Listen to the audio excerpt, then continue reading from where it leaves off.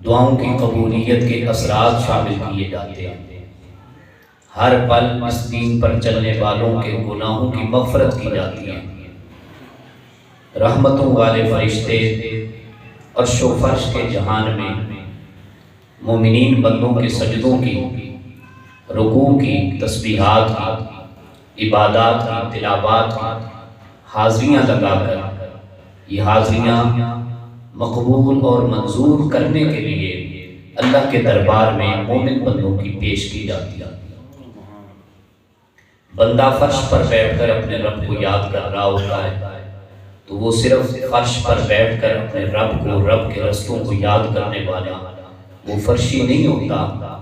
جب اللہ پاک کے عرش سے آئے ہوئے فرشتے اس کا ذکر خیر رب تبارک و تعالیٰ کی بارگاہ میں پہنچاتے ہیں تو اللہ سبحانہ و تعالیٰ پھر اس فرش کے مہمان کو بھی عرشی مہمان بنا دیتا ہے۔ اس کا صرف زمین پر تذکرہ نہیں ہوتا، اللہ سبحانہ و تعالیٰ عرش معلیٰ پر اس کے تذکرے جاری فرما دیتا ہے۔ حدیث پاک میں آتا ہے جب اللہ پاک اپنے کسی پاک بندے سے محبت کرتا ہے، اس کی تسبیحات کی وجہ سے، اس کے نوافل کی وجہ سے، اس کی محبت کی وجہ سے، تو اللہ پاک سیدنا جبرائیل امین علیہ السلام کو یاد فرماتا ہے۔ جبرائیل امین علیہ السلام حاضر دربار الہیہ ہوتے ہیں، جی یا رب العالمین آپ کی یاد کا بہانہ کیا ہے؟ تو اللہ رب العالمین فرماتا ہے فلاں بندہ میرا جو فلاں بستی کے اندر فلاں حالت کے اندر موجود ہے وہ مجھے یاد کر رہا ہے، اور وہ مجھے یاد کر کے اپنے آپ کو پاک کر رہا ہے، مغفرت کے، محبت کے قریب ہو رہا ہے۔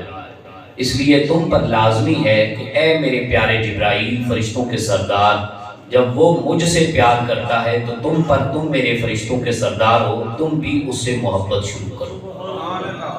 جبرائیل امین علیہ السلام اسی وقت بغیر لمحے کی تاخیر کیے عرض کرتے ہیں مالکہ میں بھی اس سے تیری رضا کے لیے پیار کرتا ہوں۔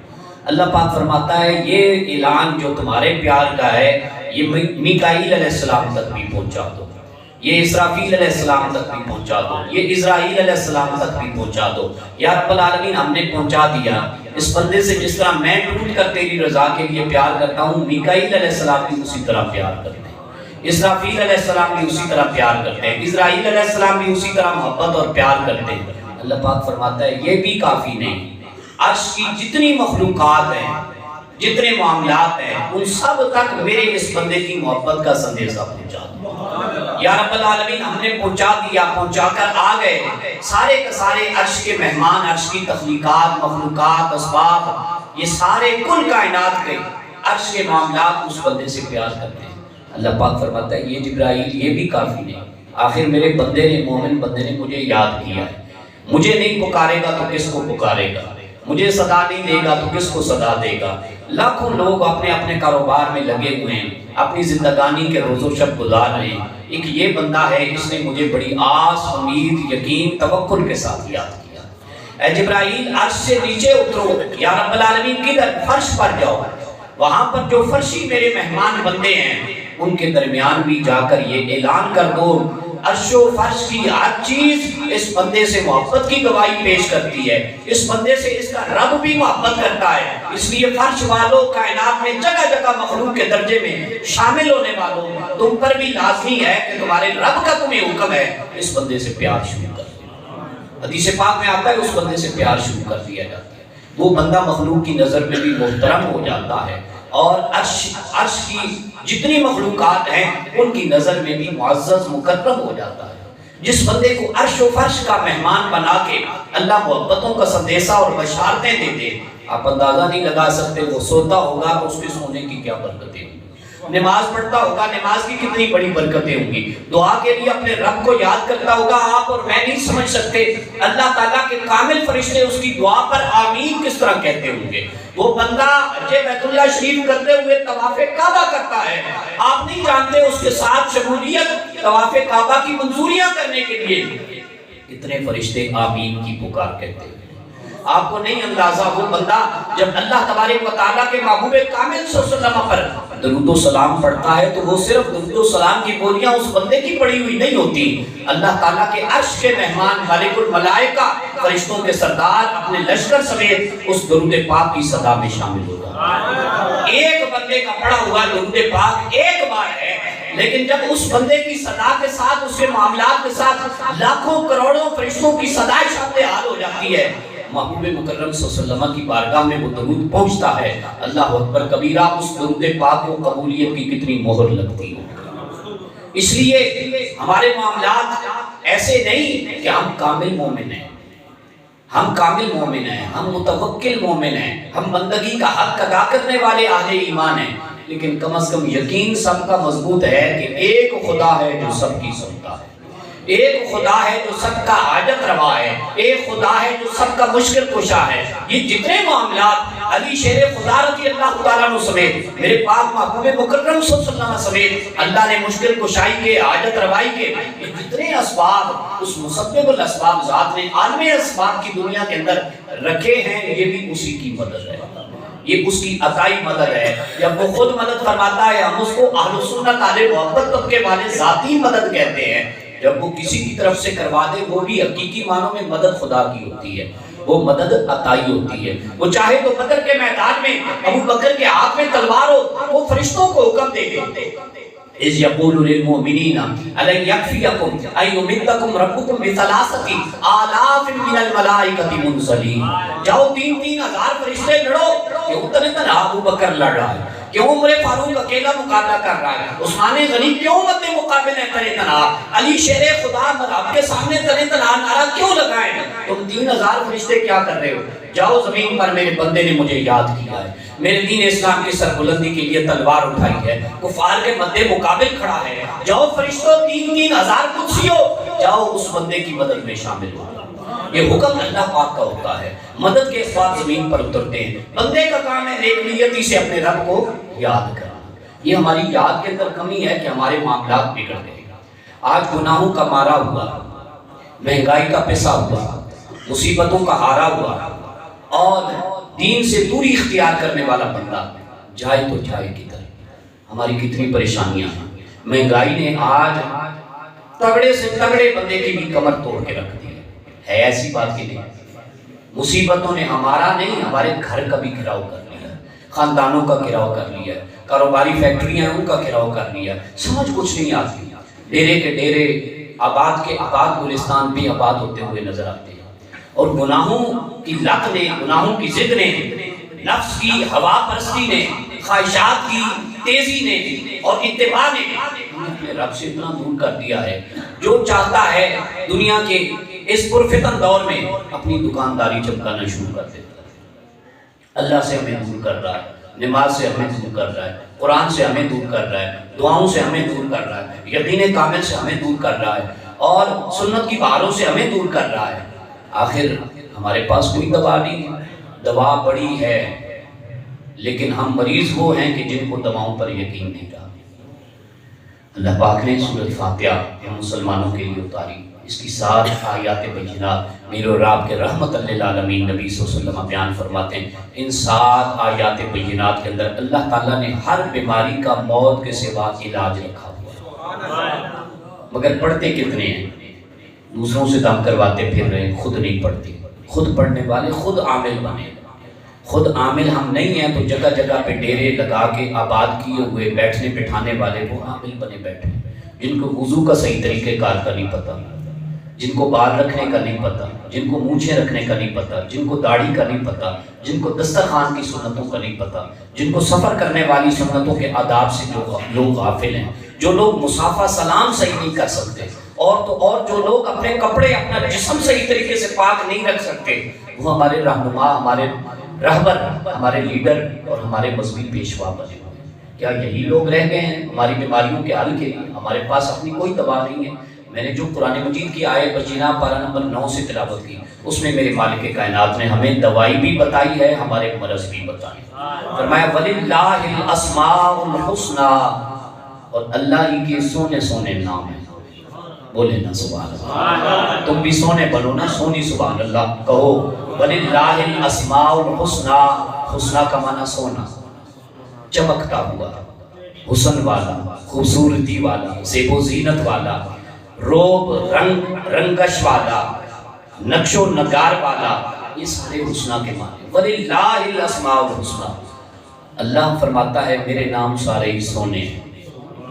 جس کا نام سونا ہے، اتنی برکتوں والا ہے، وہ ذات کتنی سونی ہوگی، وہ ذات کتنی برکتوں والی ہوگی۔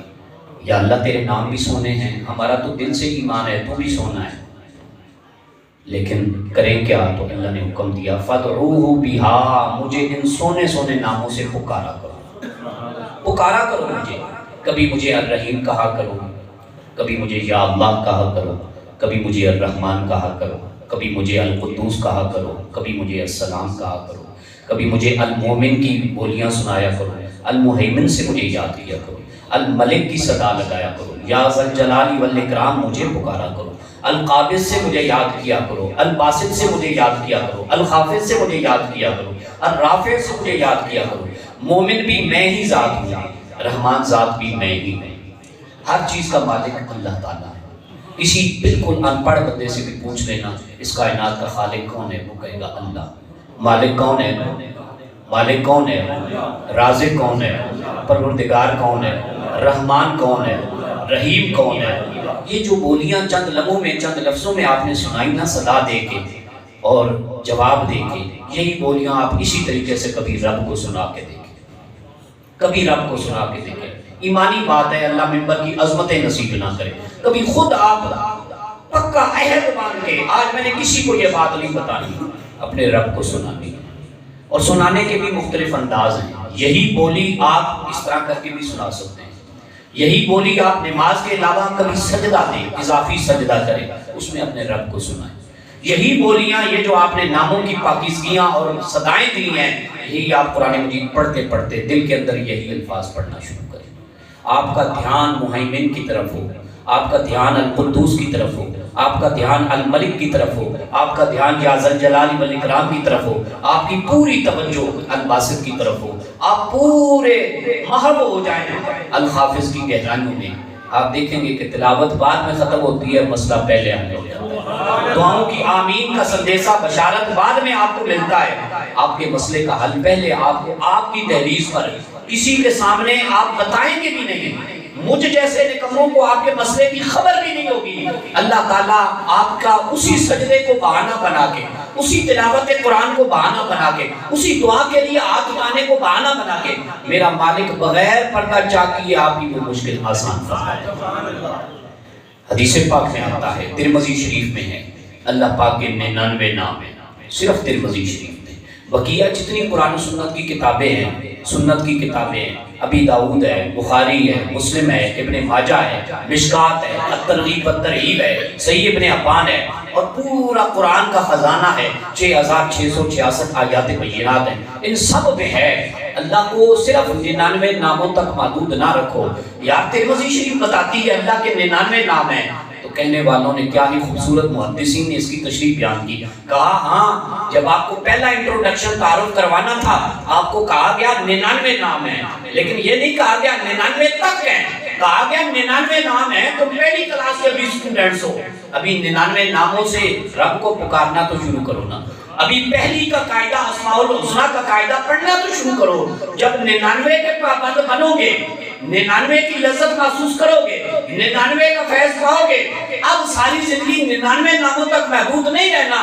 نہ رسول اللہ کو 99 اسماء شریف تک محدود رکھنا ہے، نہ رب کی ذات کو 99 ناموں تک محدود رکھنا ہے، بلکہ یہ نام اللہ کے اتنے سونے سونے ہیں جن ناموں کی ہم آسانی سے سلیکشن تصوراتی طور پہ کر سکتے ہیں، ان ناموں کی تعداد 4000 سے زیادہ۔ کتنی جی؟ بولیں بولیں، گاجی باجی کے بولیں، کتنی؟ 4000 سے زیادہ ہے۔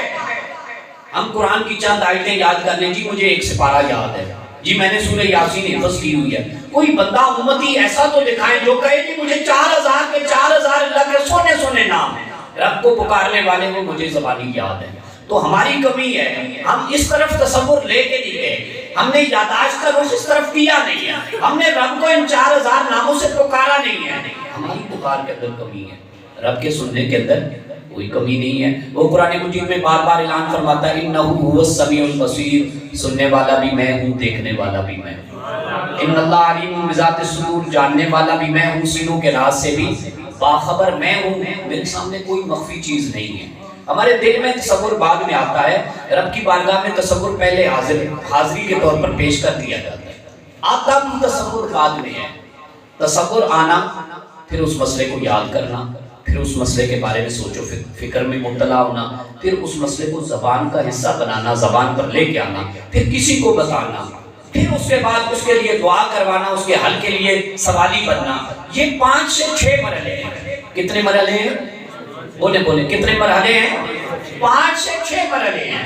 میں شروع سے ہی اس بات کو ختم اس بات سے کر رہا ہوں کہ اللہ پاک کا علم الغیوب ذات، وہ ذات ہے، اس کا علم غیب اتنا علم حاضر ہے علم غیب، ہم سے غیب ہے نا، ہے اس کا علم حاضر، ادھر حاضر ہے۔ ہمارا تصور بعد میں ذہن میں آتا ہے۔ پہلے میں نے آپ سے پوچھا کہ زمیندار بندے کو بھی کھڑا کر کے پوچھا جائے بھائی خالق کون ہے، وہ کہے گا اللہ۔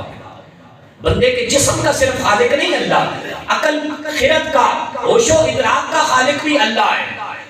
دل کا بھی مالک اور خالق، آپ سے پوچھا دل کا بھی مالک اور خالق، دل میں ہی تصور آتا ہے نا، تصور کا بھی خالق اللہ ہے، تصور کا بھی مالک اللہ ہے۔ اس نے میرے اور آپ کے فکر کی دنیا میں، شعور کی دنیا میں وہ تصور بعد میں ڈالا ہے۔ پہلے اس کو پتا ہے میں اپنے بندے کے دل میں تصور ڈالنے جا رہا ہوں، فرشتوں کو حکم دے رہا ہوں، تصور پیدا ہوگا، بندے کے دل میں کھلبلی مچے گی، دل کو یا تو سکون آئے گا یا اضطرابی کیفیت، پریشان کن صورتحال لاحق ہوگی۔ بندہ اس کے بارے میں سوچ بچار کرے گا، بندہ اس کو بار بار یاد کر کے خوش ہوگا یا تو پریشان حال ہوگا، ساری چیزوں سے اس کو خبر ہے۔ وہ ذات مسبب الاسباب ہے، اور یہ نظام کائنات، نظام قدرت، یہ عالم اسباب ہے۔ وہ مسبب الاسباب ذات عالم اسباب کے اسباب پیدا اس لیے کرتی ہے تاکہ بندہ پریشان ہو تب بھی مجھے یاد کرے، خوشحالی میں ہو تب بھی مجھے یاد کرے۔ اللہ پاک نے وہ تصور ڈالا ہے تو اس کا حل بھی بتایا ہے۔ مثلا جب بندہ کہتا ہے نا یا اللہ، بندے نے تو کہہ کے معاملہ ختم کر دیا، چند بار کہا یا اللہ یا اللہ یا اللہ، اب یہ نہیں کہ بندے نے کہہ دیا معاملہ ختم، یہ حاضری قیامت تک بندے کی آواز کی لگتی رہتی ہے۔ یہ در و دیوار، یہ مسجد کے نقش و نگار، یہ لائٹیں، یہ نیچے بچھا ہوا کارپٹ، یہ میرے نیچے ممبر شریف، یہ مصلی، یہ آپ کی آمین، یہ قیامت تک کے لیے شہادت لوح محفوظ پہ محفوظ ہو گئی، مہر لگ گئی۔ وہ بندہ کتنا خوش نصیب ہے کہ جب یا اللہ کہنے والوں میں نام پکارا جائے گا، ہم جیسے نکموں کا بھی بلاوا آ جائے گا۔ جب وہ بندہ کہتا ہے اللہ الرحیم یا الرحمن الرحیم، تو اکابرین لکھتے ہیں اس کی برکت سے اللہ تعالیٰ بندے کو ایمان کی حفاظت عطا فرماتا ہے۔ جب بندہ فوت ہونے لگتا ہے نا تو ساتھیوں، دوستوں، بیلیوں، نزا کا وقت بڑا سخت ترین ہے۔ نہ تو اس پینڈے کوئی پڑا ہے، نہ اس منظر سے کوئی پہلے گزرا ہے۔ جب تک زندہ رہتے ہیں کوئی گزرتا نہیں، جب نزا کی کیفیت سے گزرتا ہے تو پھر عالم ارواح شروع ہو جاتا ہے، عالم دنیا ختم ہو جاتی ہے۔ جب اس پینڈے پہلی مرتبہ واسطہ پڑتا ہے نا تو بندے کو چونکہ پتہ نہیں ہوتا، بندے کو پہلے کوئی پتہ نہیں ہوتا، نہ کسی کو دیکھا ہوتا ہے، نہ اپنے آپ پر بیتی ہوتی ہے، تو بندہ ششدرہ حال ہو جاتا ہے، پریشان کن ہو جاتا ہے۔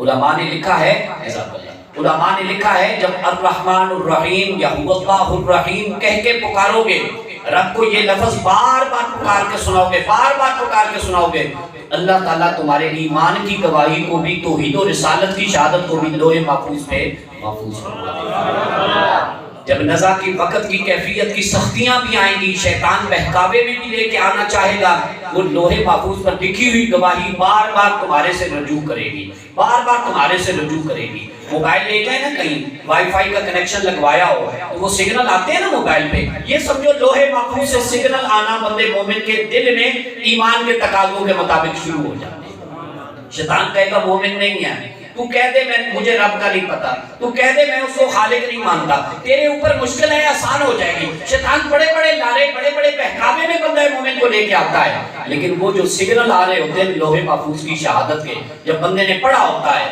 اللہ پاک اس کی برکت سے اس بندے کو نزا کنی کے عالم میں بھی ایمان کی حفاظت عطا فرماتا ہے۔ وہ رخصت ہوتا ہے تو پکا مومن، اب بھی معاملات میں، قبر کے معاملات میں جاتا ہے تو پکا مومن. اور اگر اللہ کی رحمتوں کا نزول ہو جائے ایمان کی شہادت کی برکت سے, اللہ سے پکا مومن ہی نہیں لکھتا, اللہ تعالیٰ اسے پکا بہشتی اور جنتی بندہ لکھتے ہیں.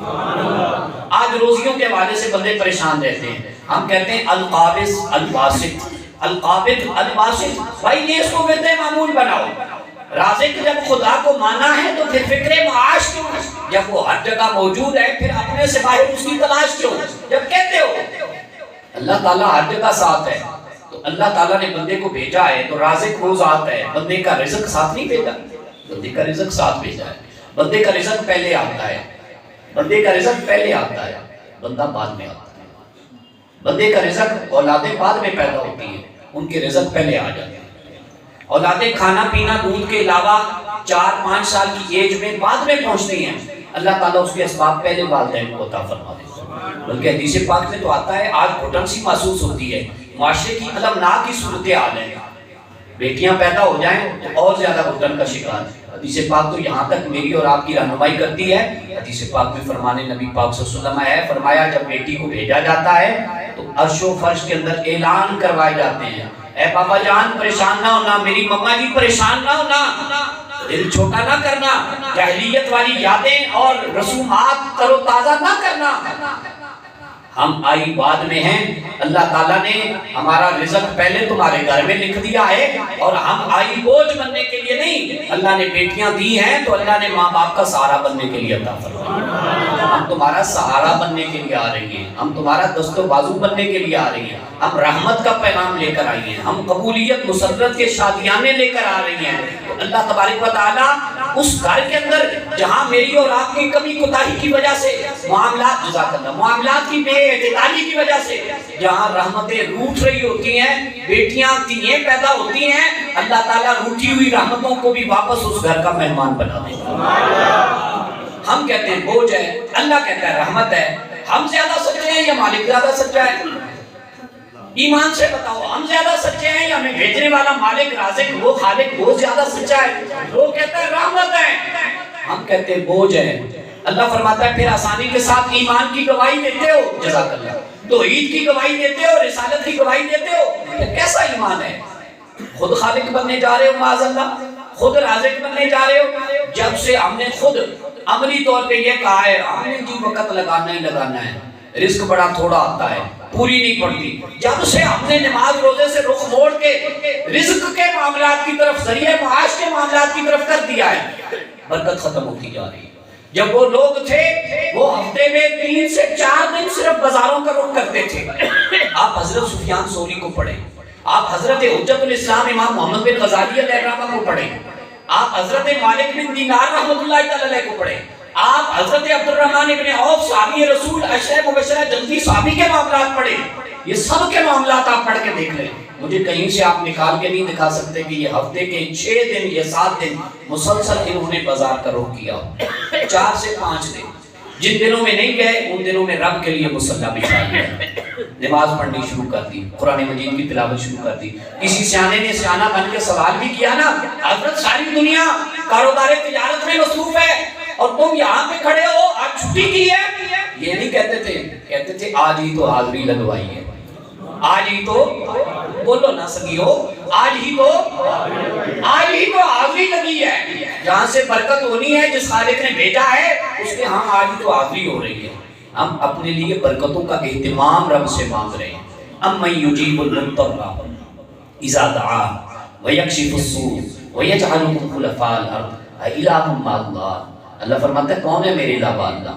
اور اس پیج پر قرآن پاک کے اس حصے میں اللہ نے 4 سے 5 مرتبہ ان الفاظ کے ساتھ االہ مع اللہ, االہ مع اللہ, االہ مع اللہ, بار بار سوال کیا میرے سوا کون ہے تمہارے ساتھ جو رب کا کردار ادا کرے؟ میں ہی خالق ہوں. اس لیے جو دوست رزق کے حوالے سے پریشان رہتے ہیں القابض اور الباسط کا ورد کیا کریں. جو الباسط کا ورد کرتا ہے نا اللہ تعالیٰ اس کی تنگ ہوئی روزی بھی کشادہ فرما دیتا. القابض کا معنی ہے تنگی والا, الباسط کا معنی ہے کھولنے والا. اور یہ جو عقیدہ ہے نا فضول قسم کے عقائد جب سے دین سے دور ہوئے نا تو بد عقیدگی نے بھی ماحول کے اندر, ہمارے ماحول کے اندر شرکت کر لی ہے. کیا جی فلاں نے جی بند کیا ہوا آپ کا معاملہ, وہ جو بند کا کہنے والے ہیں وہ اپنی روزی روٹی بند کا کہہ کے اپنا دفتر کھول رہے ہیں۔ آپ کو مجھے اتنا بھولا بالا نہیں بننا چاہیے۔ مسلمان کا عقیدہ ایمان کمزور نہیں ہوتا۔ اللہ فرماتا ہے القابض میں ہی تنگ کرتا ہوں، الباسط میں ہی کھولتا ہوں۔ القابض میں ہی بند کرتا ہوں، الباسط میں ہی کھولتا ہوں۔ جب کھولنے والی ذات بھی اللہ ہے، تنگی کرنے والی ذات بھی اللہ ہے۔ اسباب میں نہیں ڈسکس کر رہا، اسباب میرے اور آپ کے معاملات ہیں۔ نماز سے دور ہوتے ہیں تو تنگ ہو جاتی ہے، نماز والے بنتے ہیں تو اللہ کھول دیتا ہے۔ رحمان کو پکارنے والے بنتے ہیں، اللہ کھلا دروازہ رکھتا ہے۔ جب منہ موڑ کے دنیاوی معاملات مصروفیات کی وجہ سے 5 وقتہ نماز کا بھی ٹائم نہیں ملتا تو پھر اللہ پاک تنگ فرماتا ہے۔ قرآن مجید میں بڑی جگہ پہ اعلان ہے واللہ یقبض ویبسط والیہ ترجعون، اللہ ہی ہے جو روزی کو تنگ کرتا ہے، اللہ ہی ہے جو روزی کو کھولتا ہے۔ اور فرمایا جو اللہ تنگ کر رہا ہے، جو اللہ کھول رہا ہے روزی، والیہ ترجعون، تم نے اسی کی طرف پلٹ کے حاضر ہونا ہے۔ یہ نہیں کہا تم نے بھوکے مر کے، بھوکا آج دن تک کوئی بندہ نہیں مرا۔ لالچ، ہوس پرستی، نفس پرستی، اس میں حدیث پاک میں بتایا گیا۔ نبی پاک صلی اللہ علیہ وسلم نے ارشاد فرمایا میری امت کا بوڑھا بندہ، سفید باریش، سفید بالوں والا، وہ بوڑھا ہو جائے گا لیکن اس کی 2 خواہشیں پھر بھی جوان رہے گی، ایک دولت کا ملنا اور ایک امیدوں کا زندہ رہنا۔ فرمایا قبر کی مٹی کے سوا اس کی یہ 2 خواہشیں کوئی نہیں بھر سکتا۔ الا التراب، صرف قبر کی مٹی میں گڑھے میں جب لوگ دفنا کے اوپر بند کر آئیں گے پھر ہی وہ کہے گا ہائے وہ جہان تو نہیں تھا، یہ جہان اگلی جہان ہے۔ ہماری اصل میں بھوک مر نہیں رہی، بھوک نہ مرنے کی وجہ سے نفس پرستی کے اندر خواہشات، تسلسل کے ساتھ گناہ، تسلسل کے ساتھ رب کی حکم عدولی، حقوق کی چھینا جھپٹی، ادھر سے بھی آ جائے ادھر سے بھی آ جائے۔ کوئی رب کے نام کا توکل بھی سیکھ، اے درویش بندے اللہ تعالیٰ کا کوئی ذکر بھی کر۔ یہ دیکھیں نا، یہ جتنا انگریزت کی خاطر مارا ماری نفسا نفسی کا شکار ہو رہے ہیں، یہ تو صرف ظاہری جسم کی غذا ہے۔ یہ کیا ہے؟ جسم کی، جسم کے ساتھ روح کوئی نہیں ہمارے؟ پوچھ رہا ہوں آپ سے، جن کے نہیں ہیں وہ نہ بولیں، جن کے ہے وہ بول پڑے، مہربانی۔ جسم کے ساتھ روح ہے یا نہیں ہے؟ جسم کو غذا دیتے ہیں، روح کو غذا کیوں نہیں دیتے؟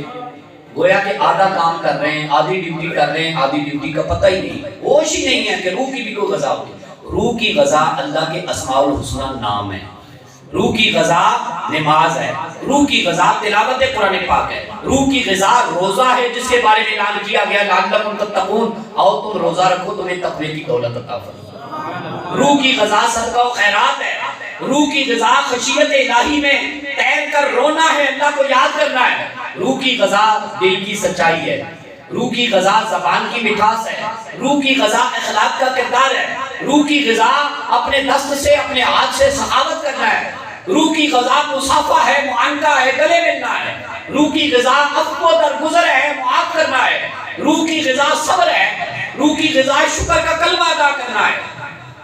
یہ کون ہے جو معاملات کر رہے ہیں؟ کوئی بھی نہیں کرتا ہم میں سے، اکا دکا بندے کر لیتے ہیں، اور جو کر لیتے ہیں اللہ ان کو 4 دن کی عزت دیتا ہے، وہ مذہبی رہنما، پیشور اور مذہبی رہبر بن کے بیٹھ جاتے ہیں۔ نہیں، ایسا بھی ظلم نہ کرو۔ دین کا پورا علم ہے تو رہبر بنو، دین کا علم نہیں ہے تو چند قاعدے پڑھ کے دین کے بہروپیوں کا، رہبروں کا روپ مت اختیار کرو۔ اللہ تعالیٰ ہے معاملات کو چلا رہا ہے۔ افلا یتدبرون القرآن ولو کان من عند غیر اللہ لوجدوا فیہ اختلافا کثیرا۔ مالک فرماتا ہے میں ہوں نہ نظام کائنات چلانے کے لیے، میں نے تو دوسرا خدا بھی نہیں بنایا، نہ میرے ساتھ کوئی خدا ہے، نہ میں نے خود اپنے ساتھ کوئی شریک کیا ہے، خدا بنایا ہے۔ اگر کر دوں نا لوجدوا فیہ اختلافا کثیرا، تو نظام کائنات درم برم ہو جائے۔ تم خود کثرت کے ساتھ اختلاف دیکھو گے۔ ایک رب کہے گا میں نے سورج لے کے آنا ہے، دوسرا کہے گا نہیں 2 دنوں کے بعد لے کے آنا ہے۔ ایک کہے گا چاند کو پلٹانا ہے، دوسرا کہے گا نہیں چاند کو نہیں پلٹانا، چاند کو ادھر ہی رکھنا ہے۔ ایک کہے گا بارش برسانی ہے، دوسرا کہے گا نہیں بارش ہو کے رکھنی ہے۔ ایک کہے گا اس بندے کے خاندان کو، اس کو آنے والے نومولود کو رزق دینا ہے، دوسرا کہے گا رزق ابھی نہیں دینا، بعد میں دینا ہے۔ ایک کہے گا اتنا دینا ہے، دوسرا کہے گا تھوڑا دینا ہے۔ تو فرمایا نظام کائنات نہیں چل سکتا۔ عقلی طور پہ بھی جائزہ لو، ایک ہی خدا ہے اور ایک ہی میں مالک ہوں، ایک ہی میں خالق ہوں۔ یا ذل جلال والاکرام، کثرت کے ساتھ اللہ پاک کا نام پڑھا کرو، اس سے اللہ عزتیں بھی دے گا، اللہ اس سے برکتیں بھی دے گا۔ یہ کتنی بیماریاں ہیں ہمارے گھر کا گھراؤ کیا ہوا ہے۔ اللہ کو اللہ کے ناموں سے پکارو، سورہ حشر اس بارے میں ہماری رہنمائی کرتی ہے. سیکنڈ لاسٹ آیت ہے واللہ الذی لا الہ الا هو الملک القدوس السلام المؤمن المہیمن العزیز الجبار المتکبر. یہ سارے میرے مالک کے سونے سونے نام ہیں. اس میں اللہ نے فرمایا میں ہی مالک ہوں، میں ہی مالک ہوں، میں ہی امن دینے والا ہوں، میں ہی سلامتی بانٹنے والا ہوں. اور نبی پاک صلی اللہ علیہ وسلم نے تو کتنی سونی بات فرمائی. فرمایا هو السلام. ایک روایت کے اندر آتا ہے هو اللہ السلام. اللہ کے محبوب صلی اللہ علیہ وسلم فرماتے ہیں وہ اللہ ہی اصل میں سلام ہے، وہ اللہ ہی اصل میں سلام ہے. ایک روایت میں آیا هو اللہ السلام ومنہ السلام وإلیہ السلام. فرمایا وہ میرا رب فرماتا ہے اصل میں سلامتی والی ذات میں ہوں، سلامتی والی ذات میں ہوں، اور جو مجھ سے جڑ جاتا ہے میں اسے سلامتی کی ضمانت بنا دیتا ہوں، اور سلامتی آتی ہی میری طرف سے ہے. اس سلام کو کبھی پکارو تو صحیح، اس کو امن دینے والا کبھی پکارو تو صحیح. مہیمن کا معنی ہوتا ہے نگہبانی کرنے والا، نگہبانی. آج ہمارا یہ کیمروں پر، تالوں پر، لاکس پر زیادہ ٹرسٹ ہے، اللہ کی ذات کی نگہبانی کا معاملہ کوئی نہیں ہے. نبی پاک صلی اللہ علیہ وسلم نے ارشاد فرمایا جب تم اتحیات پڑھو یا گھر سے الوداعی طور پہ جاؤ یا نماز روزے کے لیے نکلنے لگو تو یہ کہا کرو میں نے اپنے معاملات رب کے سپرد کیے. قرآن مجید میں بار بار آیات ہمیں پکارتی ہیں، دور بھاگنے والوں کو پھر قریب کرتی ہیں. بلاوا آتا ہے کوئی سننے والا ہو. میں نے کہا ہماری قوت سماعت، قوت توکل کے اندر خرابی ہے. اللہ پکارتا ہے فاللہ خیر حافظا وہو ارحم الراحمین. سورہ انبیاء تو اس سے بھی زیادہ معاملہ آسان کرتی ہے. اللہ فرماتا ہے ربی لا تذرنی فردا. تو اللہ کو کہے اللہ میں تنے تنہا ہو گیا ہوں، اللہ میرا کوئی نہیں رہا، کوئی پھوپھی نہیں رہی، کوئی ماما نہیں رہا، کوئی چاچا نہیں رہا، والدین بھی چلے گئے، بھائی بھی سارے حصے لے گئے، بہنیں بھی بازی لے گئی، یار دوست بھی بچھڑ گئے. ربی لا تذرنی فردا، اے اللہ میں اکیلا ہو گیا ہوں. لیکن اگلے جملے بڑی مضبوطی دینے والے ہیں، بڑی مضبوطی دینے والے. زمانہ بھر انتخابی مہم ہو یا غیر انتخابی مہم ہو آپ کے ساتھ کھڑا ہو جائے یار ہم جو تیرے ساتھی ہیں. اتنی تقویت، اتنا سہارا، اتنی مضبوطی نہیں ملتی جتنے اگلے لفظ بندے مومن کے ایمان کو تقویت بخشتے ہیں. اللہ فرماتا ہے تو پہلے کہہ اپنی عاجزی کا اظہار کر ربی لا تذرنی فردا، اے اللہ میں اکیلا ہو گیا ہوں. اور پھر ساتھ مجھے پکار وانتا خیر الوارثین، اے اللہ لیکن میرا وارث تو تو ہی ہے، اے اللہ میرا وارث تو فاللہ خیر حافظا وہو ارحم الراحمین. اے اللہ تو سب سے بہتر حفاظت فرمانے والا ہے، اے اللہ تو سب رحمانوں سے بڑھ کر رحیم رحمان ذات ہے. اور جب رزق کے معاملات کی باری آئی ہم دکانوں پہ لکھوانے والے بن گئے، گاڑیوں کے پیچھے گاڑیوں کے اندر لکھوانے والے بن گئے. کاش یہ جملہ صرف ادھر نہ لکھوائیں، دل کی تختی پر بھی تحریر کنندہ کریں. واللہ خیر الرازقین، واللہ خیر الرازقین. اللہ سب سے بہتر رزق دینے والا. اچھا دکانوں کے باہر یہ لکھوایا ہوتا ہے، اندر بھی یہ ویزن کیا ہوتا ہے، پھر ڈنڈی مارنے ہوتے ہیں، پھر چھری بغل میں منہ میں رام رام، بغل میں چھری منہ میں رام رام، پھر دھوکہ دے رہے ہوتے ہیں، پھر عیب والا مال بیچ رہے ہوتے ہیں، پھر غلط بیانی کر رہے ہوتے ہیں. نہیں 1400 دی مینوں پہیے تے تسی چلو 100 کا نوٹ میں کما لینا، میں 1500 دے دو. تو وہ جس کے نام کی تختی لگائی ہوئی ہے اور جب کہتا ہے کہ یا اللہ میرا وارث تو ہی ہے، تو سب سے بہتر رزق دینے والا ہے، وہ بہتر رزق دینے والا ہے، وہ بہتر نیتوں سے باخبر نہیں ہے. تو جو ڈنڈی مار رہا ہے جھوٹ بول کے، اس سے زیادہ سودا پھر ہے نا. پھر ہر بات پہ قسم کا سہارا، ہر بات پہ قسم کا سہارا. میرے پاک محبوب حضور رحمت اللہ علیہ صلی اللہ علیہ وسلم فرماتے ہیں اے قسم اٹھاؤ گے سودا تو بک جائے گا لیکن برکتوں سے معروف ہوگا. آج بات یہ ہے کہ دھڑا دھڑ سودے تو بک رہے ہیں. ایک بندے نے میں پوچھا کتنے بجے تک دکان کھولنے ہو، بڑے فخر دے نال کہنے لگا جی کھول ہے معاملات بازار بھی روٹین تھے عشاء تک کے، لیکن میں الحمدللہ 10-11 بجے تک گاہک ہی نہیں مکدے میں کھول کے رکھنا. انہیں بڑے فخر نال ایک گل دسی.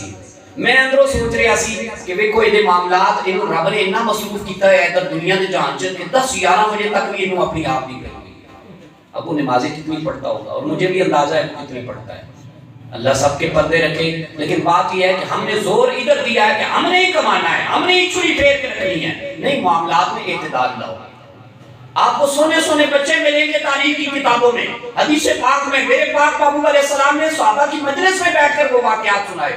حضور کیا واقعات سنانے کے لیے آئے تھے؟ نہیں، حضور نصیحت دینے والے ناصح نبی ہیں، حضور ہادی امت ہیں، حضور معلم کائنات ہے، حضور مقصود کائنات ہے، حضور محسن انسانیت ہے۔ حضور کو اللہ نے یہ ٹائٹل، لقب، اعزاز، عزت اس لیے بخشی تاکہ معاملات کو اعتدال پر لانے والے بنے اور امت کی اصلاح فرما سکے۔ حضور نے اچھے اچھے واقعے سنائے، قرآن مجید میں سورہ یوسف کا واقعہ نہیں سنائے، یہ باتیں اس لیے آئی تاکہ ہم عبرت پکڑیں۔ وہ جن جن بچوں کے آپ خوبصورت واقعے پڑھو گے نا، وہ بڑے بڑے عبادت گزار، اور جوانی کی عمر میں، جوانی کے ماحول میں بڑے بڑے عبادت گزار۔ آپ ایک بات ضرور ان میں کامن دیکھیں گے، ایک بات ایک جیسی دیکھیں گے، وہ کیا؟ انہوں نے اپنی زندگی کے معاملات کے رات اور دن کے حصے بنائے ہوئے تھے۔ کیا جی؟ پھر بولو، حصے بنائے ہوئے تھے۔ اب تو حصہ زمین کا ہمیں کہیں کا نہیں چھوڑتا اور حصوں کا نہیں پتا، بھائی اپنے معاملات کے اندر حصے بناؤ۔ ایک حصہ عبادت کا بناؤ، ایک حصہ خرچ کرنے کا بناؤ، ایک حصہ خیر الناس من ینفع الناس کے تحت لوگوں کو نفع دینے کے لیے مقرر کرو۔ فی سبیل اللہ، لوگوں کو نفع دینا ہے۔ صلاحیتوں کا آپ کو اللہ تعالیٰ معرفت دے دے گا، کون سی آپ کے اندر کوالٹی ہے، خوبی ہے، یہ بھی اللہ پاک دے دیتا ہے۔ پہلے خوبیاں بھیجتا ہے، بندے کو بناتا ہے، پھر اسے معرفت بھی دیتا ہے، تیرے اندر یہ خوبی ہے۔ اس کے لیے کوئی چیک اپ کروانے کی، کوئی رپورٹیں، کوئی مشینری لانے کی ضرورت نہیں ہے، چلتے چلتے بھی رب تبارک و تعالیٰ تمہیں پتہ بتا دیتا ہے۔ یہ سفر ہے زندگی کا۔ ایک حصہ عبادت کا بناؤ، ایک حصہ خلقت خدا کی خدمت کا، نفع پہنچانے کا، اور ایک حصہ اپنے والدین کے لیے۔ جن کے والدین چلے گئے ان کے لیے دعاؤں کے سلسلے کے لیے سب کرو۔ جب تم یہ حصے انشاءاللہ مقرر کرو گے، اللہ ہر حصے کے اندر تمہیں کئی حصے شامل کر کے عطا فرمائے۔ پھر لوگوں میں حصے میں چینا جبکہ نہیں اختیار کرنی پڑے گی۔ اللہ تعالیٰ ہم سب کو معاملات کے اندر توازن، اعتدال پسندی، محبت نصیب فرمائے۔ نفرتوں کا، دورتوں کا، حسد کا، بغض و عداوت کا، جھوٹ کا، اللہ تعالیٰ حرام خوری کا، سود کی، قمار بازاری کا اللہ خاتمہ فرمائے۔ اسماء الحسنہ بڑے پاکیزہ نام ہیں، ان کو جو بندہ زبانی یاد کرتا ہے، حدیث پاک کے اندر بڑی بشارتیں ہیں۔ کوشش کرو روزانہ کے 5 نام یاد کرو، روزانہ کے 4 صحابہ، 4 خلفاء ہیں ہمارے، 4 کی نسبت سے 4 نام روزانہ کے بھی یاد کرو۔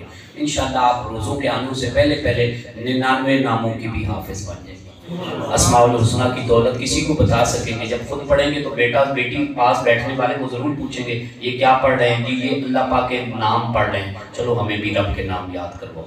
آپ ٹیچر بھی بنیں گے، اللہ کے ناموں کی ہدایت دینے والے بھی بنیں گے، اور اللہ ان سے صرف آپ کو نہیں، آپ کے گھر والوں کو بھی بڑے معاملات کے اندر سدھارے گا، اور آپ کی یہ جو زندگی پریشانی میں ہے اور مصیبتوں میں گھری ہوئی ہے اور معاشی پریشانیاں ہیں، بنا بتائے اللہ تعالیٰ آپ کو گھر بیٹھے اس کا حل عطا فرمائے۔ آج کا موضوع رکھنے کا بھی یہی مقصد ہے کہ ہم جگہ جگہ پہ ہیلے بہانوں سے لوگ ہمیں ٹٹول رہے ہیں، مال بٹول رہے ہیں، عزتوں پہ ڈاکہ زنی ہے، سارے معاملات سے ہمیں سیف زون کے اندر داخل ہونا چاہیے، اپنے معاملات کو خود سدھارنا چاہیے۔ ہم کمزور مومن نہیں ہوئے ابھی ہم امریکہ نے، غیروں نے ہمارا کچھ نہیں بگاڑا، بدقسمتی سے ہم نے خود ہی اپنا آپ بگاڑ دیا۔ اپنے چہروں کو بھی درست کرو، اپنے دلوں کو بھی درست کرو، نیتوں کے اندر بھی اعتدال لاؤ، اچھا تصور کرو گے اللہ اچھے عمل کی توفیق دے گا۔ نیتوں کا بگاڑ بندے کو چنگا کام نہیں کرنے دیتا۔ حج کر کے آتے ہیں پھر ڈنڈی مار رہے ہوتے ہیں، نیت میں فضول ہے۔ نیت میں کوشش کرو، اچھے معاملات کا سوچو، اللہ تعالیٰ اچھا کر گزرنے کے لیے اسباب بھی عطا فرمائے گا۔ وآخر دعوانا الحمدللہ رب العالمین۔